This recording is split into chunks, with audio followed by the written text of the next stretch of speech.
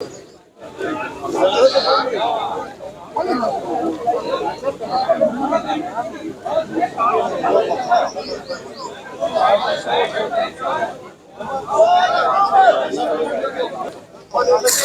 अस्सलाम वालेकुम। कैसे दोस्तों, सब खैरियत से? उम्मीद करते हैं कि आप खैरियत से होंगे। दोस्तों, इस वक्त बानी पीटीआई की रिहाई के लिए पार्लियामेंटेरियंस पीटीआई ने पुरअमन एहतजाज किया है पार्लियामेंट से लेकर इलेक्शन कमीशन ऑफ पाकिस्तान की जानिब।